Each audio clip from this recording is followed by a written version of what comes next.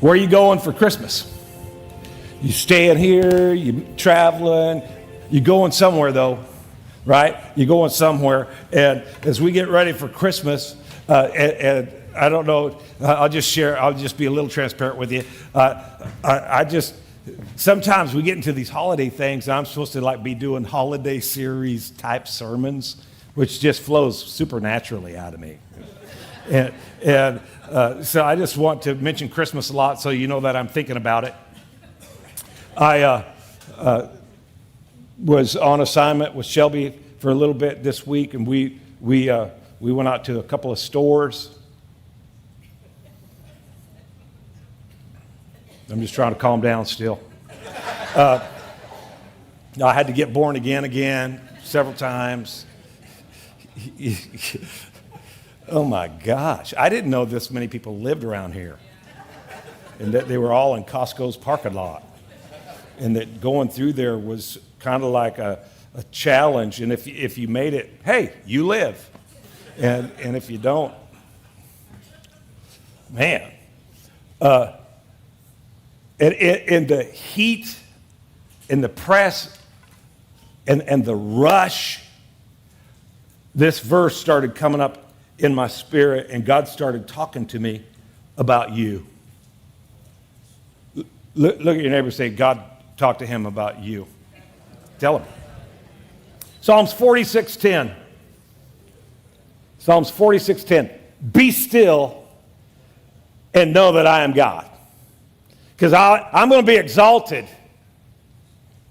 above all the people, above all the nations. I'm going to be exalted in all the earth. I'm going to be exalted. I'm going to be seen. I'm going to be made known. So calm yourself down. Be still and know that I'm God. Be still. Be still. Say that with me. Be still. Oh, come on. Say it loud. Be still. Oh, that's so good. We should just pray right there because I finally got you to do something. And it was awesome. Be still. Tell you what, let's do. Let's take a little walk through time for a minute. Because over the years, there's been a lot of invention, a lot of advancement, a lot of technology. But over the years, there's three major inventions that have changed the world as we know it. And I want to talk to you for just a second about the clock, the light bulb, and the iPhone. Oh, baby. Talk about dramatic shifts that started slow, but the impact is increasing at a very rapid pace. It's kind of like the way you cook a frog, right? If you turn the water heat up a little at a time, he'll stay in there. But if you did it too quick, he'd jump out. Well, we might be getting cooked. Let's look at this for just a minute. The clock in 1370, man, that's a long time ago. 1370, the first clock was erected in Germany, and this is where the very first real shift took place, and it's where we shifted from natural time, mankind shifted from natural time to artificial time. Pre-clock life was radically different than life after the clock. There was a very distinct rhythm, and all of mankind operated and accepted that rhythm. When the sun came up, you got up. When the sun went down, you laid down. And there was just a rhythm. In the summer, you were up longer working, but in the winter, you were in the house and in bed earlier. And everything just kind of flowed. But post-clock shift, we started managing our time artificially. And so we shifted from using time as a limit to using time as a resource that was used according to individual agenda. Individual agenda. 500 years later, 1872, Thomas Edison, came up with the light bulb. Another great shift took place because, among other things, sleep time was cut way back. Sleep time. Prior to the light bulb, the average sleep time in America, you can Google all this, I did. Prior to the invention of the light bulb, the average sleep time in America was 10 hours per night. 10 hours per night. What happened with the light bulb is we have this increased potential for human creativity, and technology exploded. By 1960, central air and heat was common. Microwaves, dishwashers, in-home laundry equipment, all in almost every American home. Sociologists started making predictions regarding what human life would look like. In the 60s, they were predicting life in 2020. It's awesome. They all agreed that there would be a dramatic increase in leisure and the ease of life. How many are thankful for leisure? Because that's how messed up we got it. In 1967, a Senate subcommittee predicted that by 1985, listen to this, a Senate subcommittee predicted that by 1985, the average American would work 22 hours a week, 27 weeks per year. Because we're saving so much time.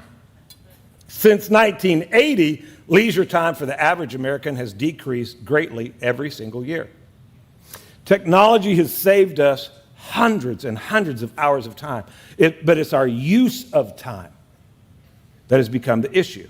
We spend all our extra time, all of it, on anything but deep rest. In June 2007, the iPhone was introduced to humanity.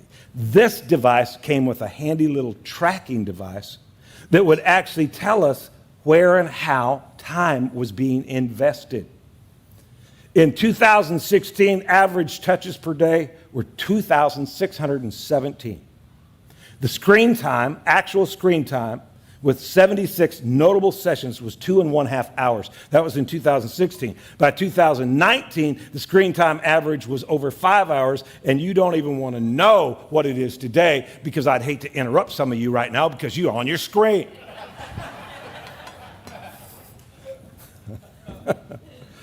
Mental health specialists inform us that Americans now suffer from what is called hurry sickness, because we've taken our newly found time, and rather than invest it, we spend it. A 5-year study, because you know the world is just crazy. The world has lost their mind. So a 5-year study of 20,000 committed church attenders.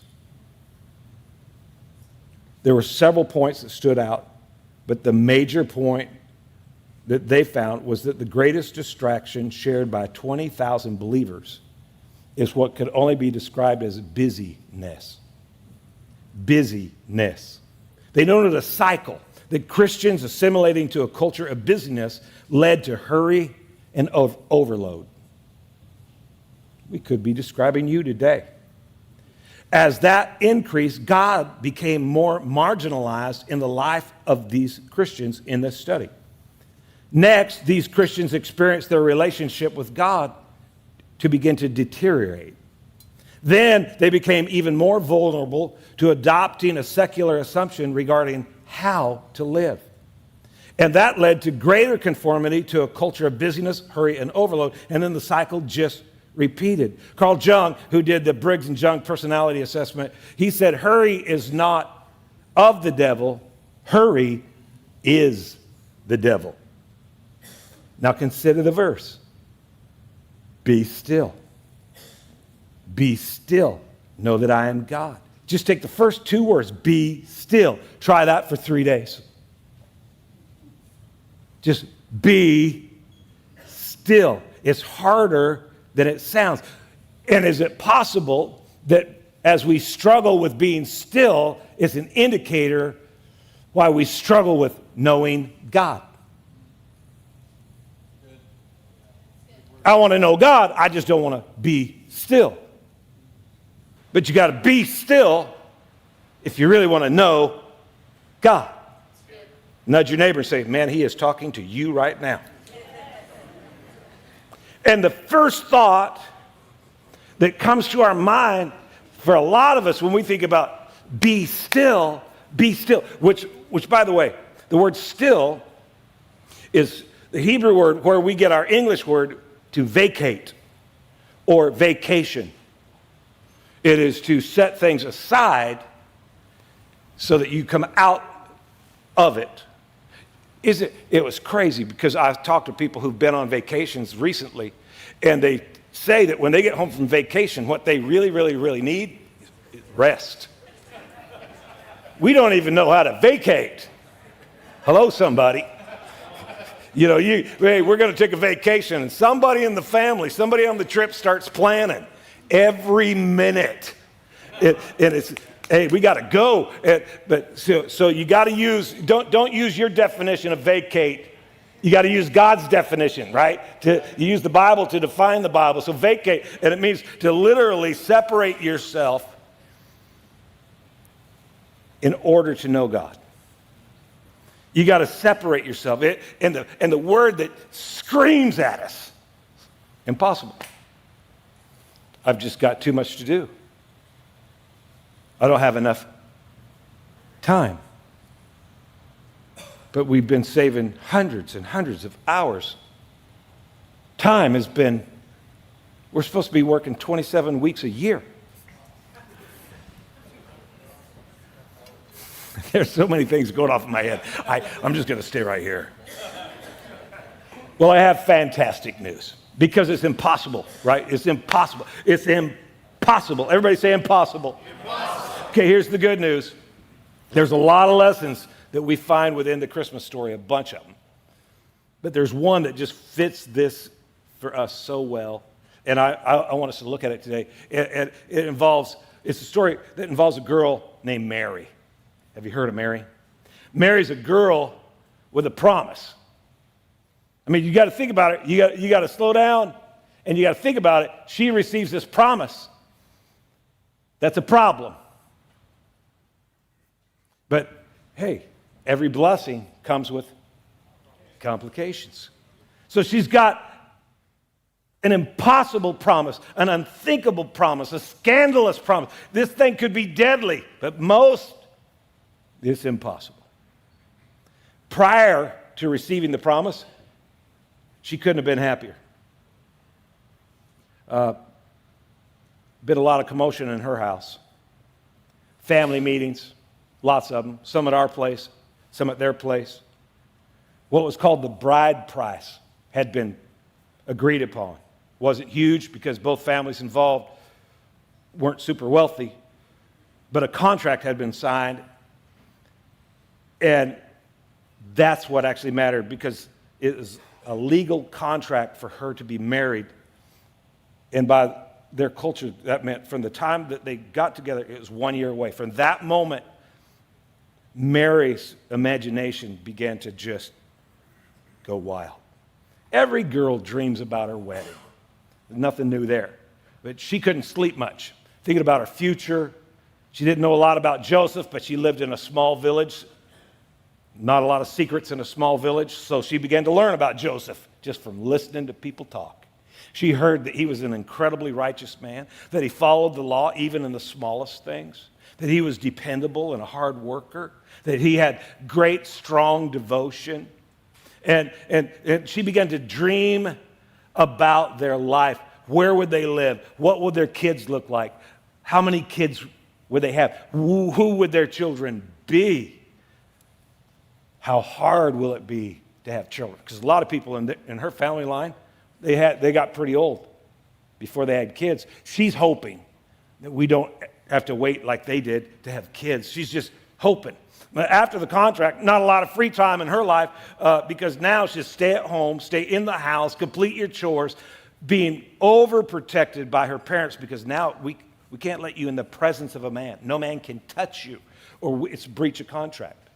So they keep her very protected. But one day she goes with her mother, as their custom is, to the well in the village at the particular time of day that's set up for women only. Mom has her stand in a spot with a couple of friends, and she goes in to the area where the well's at, and she looks around to make certain that ain't no jackwagons hanging around here, right? Because she's very protective, and the coast is clear, so they all come in.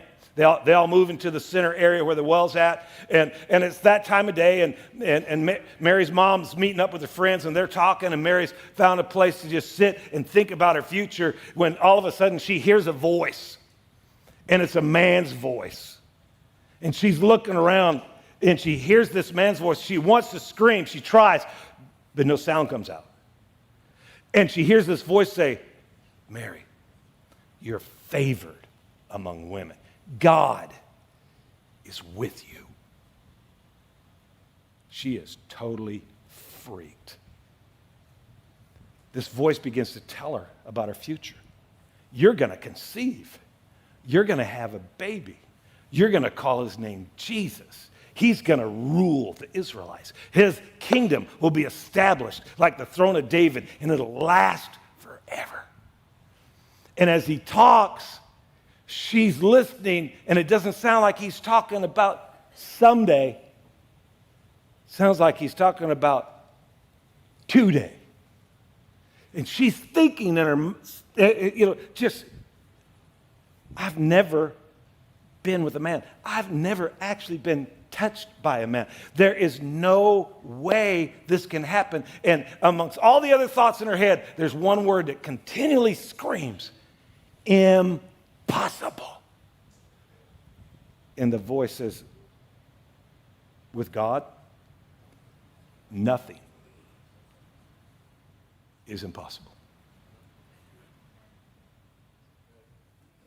Her mother collects her. They take the water. They head home. Mary's quite silent. Mom's quite inquisitive. What is wrong with you? Later that night, she explains to Mom what occurred at the well. Her mother looks at her like, cray cray. She sleeps on it. They get up the next day. They have yet another family meeting. Dad's in the room. Mary's in the room. Mom's in the room. Tell your dad what you told me. Don't leave anything out. Tell him every word. She repeats the story. Dad doesn't move. It's like he's carved out of stone or something. There's awkward silence in that room. Dad looks at Mom and says, what's this story about Elizabeth? You know, your relative that lives off in the hill country. Well, her husband Gabriel was out one day and an angel, her husband, the angel's name was Gabriel. Her husband's name was Zechariah. Zechariah was out. Gabriel, the angel, came and talked to him and told him, and they're old, but in your old age, you're going to conceive. You guys are having a baby. He went all through town. He didn't even stop at home first. He went through town telling everybody. And sure enough, a few months later, I guess Elizabeth is showing. She's pregnant. Pack up Mary. No one will think it's weird if you leave town to go visit your relative that everybody seems to be talking about. Stay for 3 months. By that time, she should have had her baby. And we'll know what's really going on with our daughter. And we'll figure out what to do. So the next morning, Mary and her mom take off. It's only about a week's walk to get up to where Elizabeth lives. There's not a lot of conversation on this trip. Not very many words. Silence galore. They get into the town where Elizabeth lives. They don't know where she lives. They don't know what to do. So they're trying to figure out how to locate Elizabeth's house. So they decide, well, we'll just ask somebody. They could have asked anybody. Everybody knows because all anybody's talking about are the old folks getting ready to have a baby because an angel came and told Zechariah about it. It's huge news. So they get up to the door. Mary's mom knocks. The door opens. Mama doesn't know what to say because they're unexpected. Such weird silence. Elizabeth's standing there, and Mary says, hi. And Elizabeth shoots right past Mary's mom. She's jumping up and down. She's like a woman on fire. It's like the Spirit of God has come upon her, and she runs out to Mary, and she says, "Oh, Mary, you are most favored among all women. I can't believe that the mother of my Lord has come to see me." And she just begins to prophesy over her life. For the next 3 months, Mary and Elizabeth celebrate together, pray together, praise together, dream together. Mary's mom, not so much. Because now it's becoming obvious. That girl's pregnant.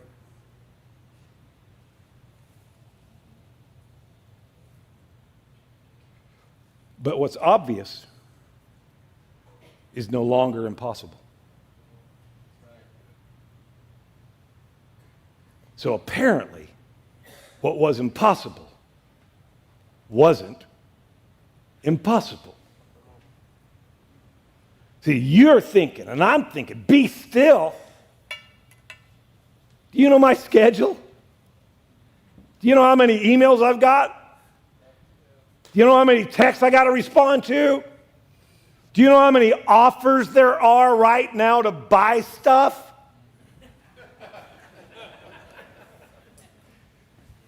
Which means I got to take back some stuff that I bought before I saw the stuff that was on sale, and I didn't buy the stuff that I bought at the place where the stuff was at sale at.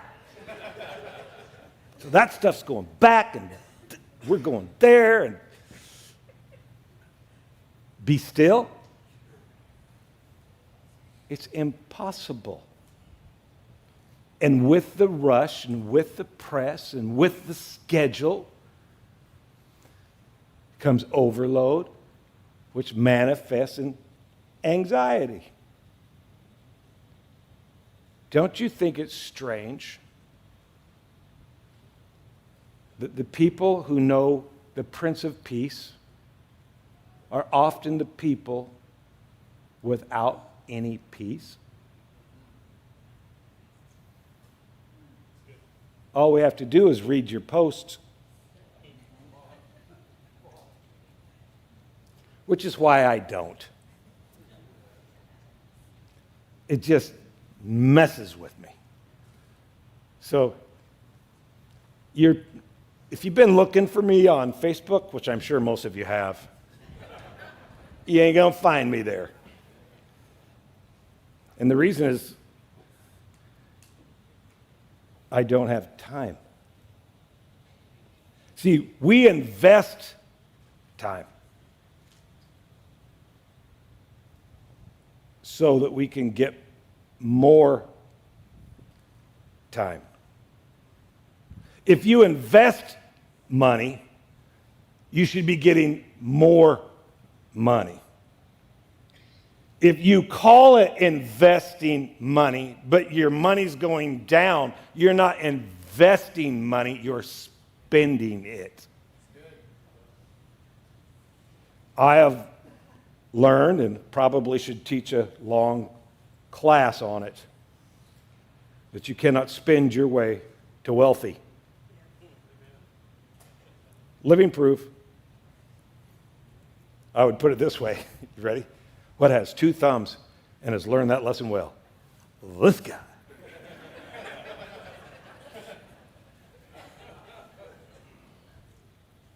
See, we need to stop spending our time, calling it investing. And we need to start investing our time so we can stop spending it on things that aren't going to matter. All of this matters. No, all of this distracts. I want to know God. I want to know God. The word know means to acknowledge, recognize, admit, and confess. I want to recognize God. How many moments in your life are God moments, but you didn't recognize it? Couldn't acknowledge what you can't recognize. You can't admit, which means to give entrance to. You can't give that moment an open door in your life. Why? Well, because you didn't acknowledge it. Why didn't you not acknowledge it? Because you couldn't recognize it. You can't confess. You can't say, yep, this is a God moment. Why?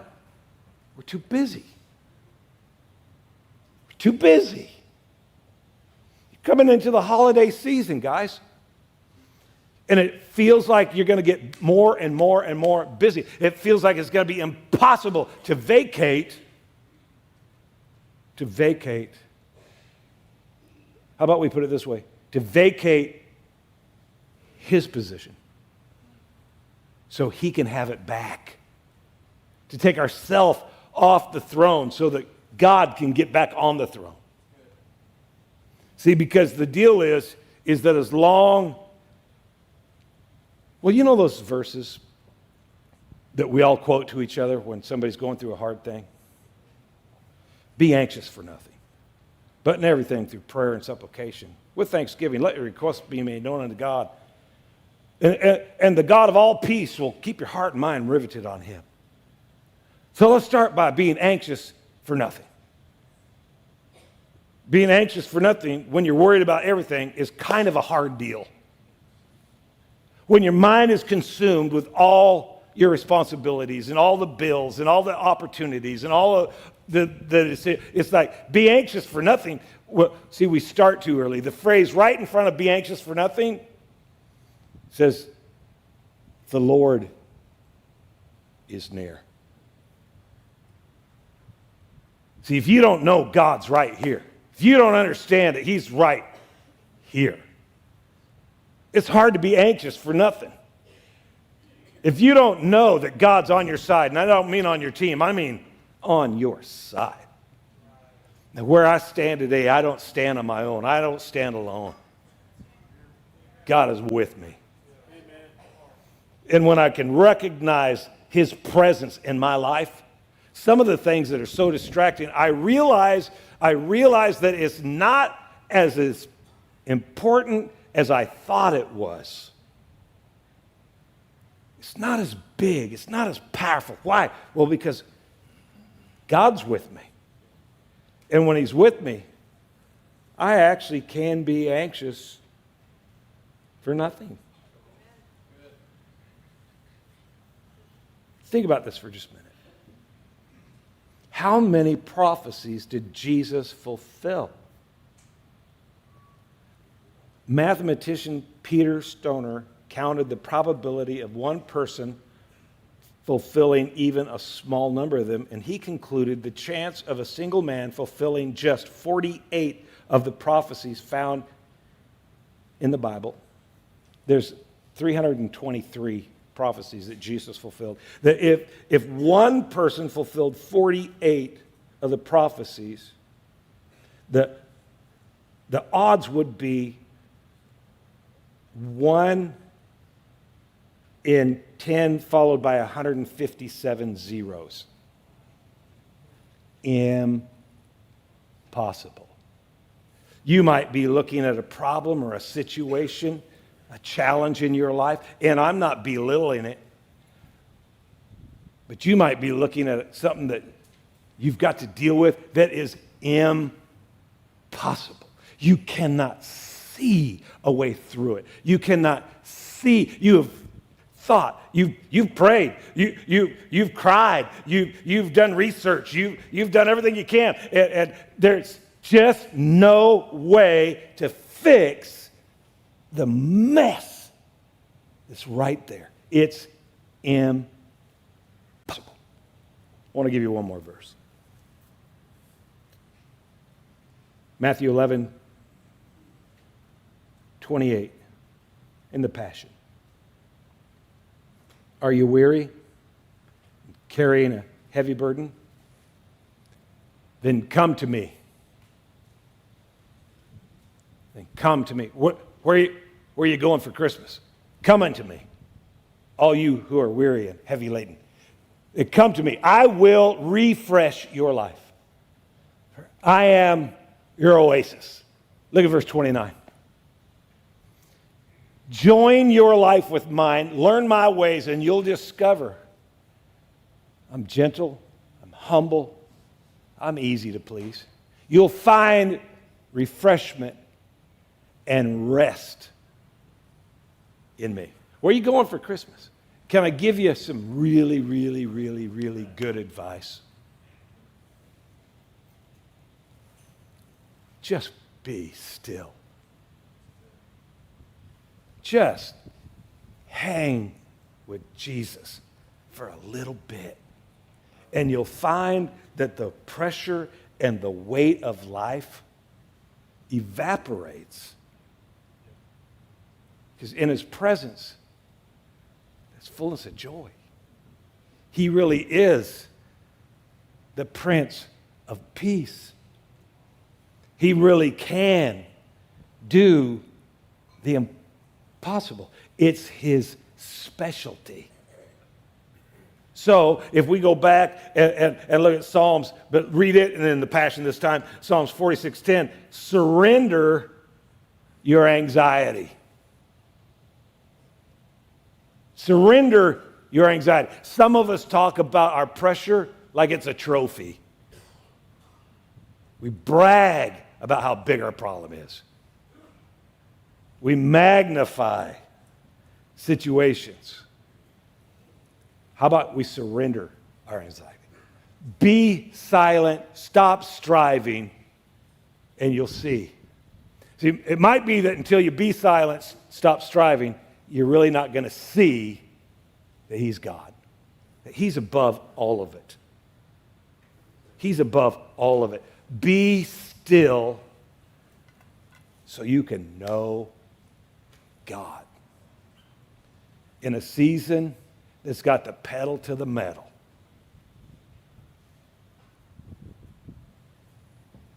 Be still.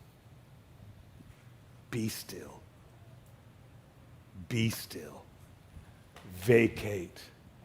Vacate. Vacate. You can take a few minutes and just let it go. Set it aside. Spend some time in the presence of God. It's too easy. I don't know how to do it. It's not that hard. Shut your mouth.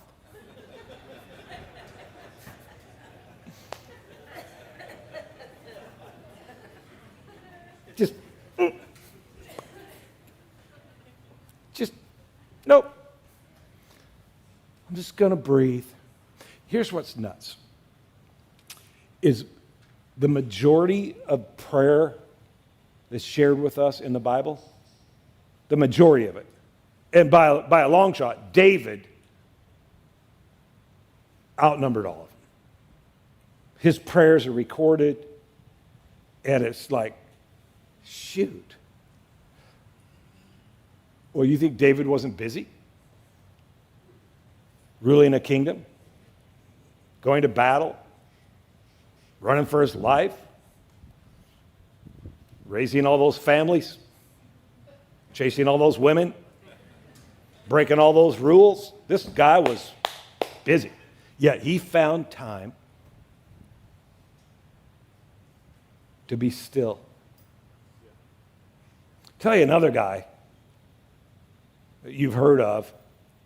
He's really quite famous. When I say his name, you go, oh, yeah. Jesus spent time being still. And when he was still, he could hear his Father and he could see. Don't you think it's crazy that Jesus said, I don't do anything I don't see my Father doing?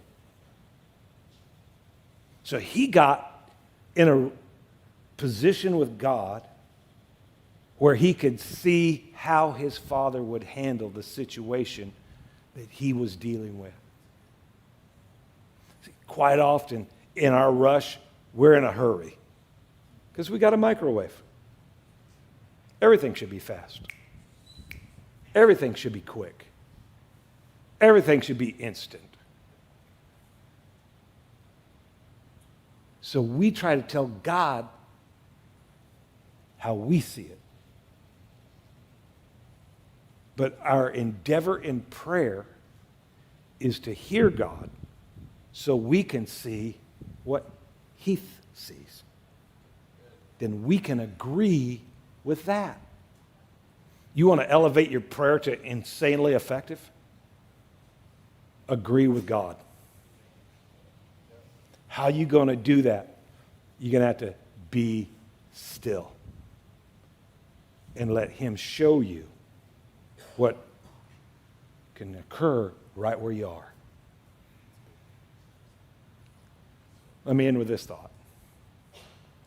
A lot of you are dealing with stuff you don't understand. That's a pretty easy statement to make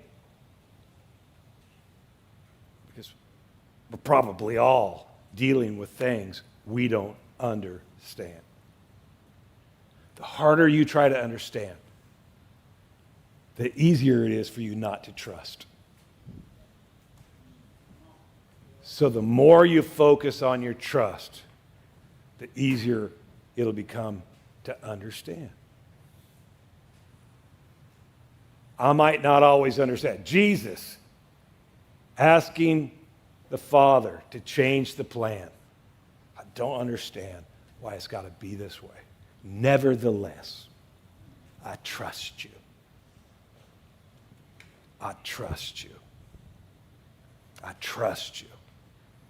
And I'll tell you, one of the best things you can do to demonstrate your trust is just be still.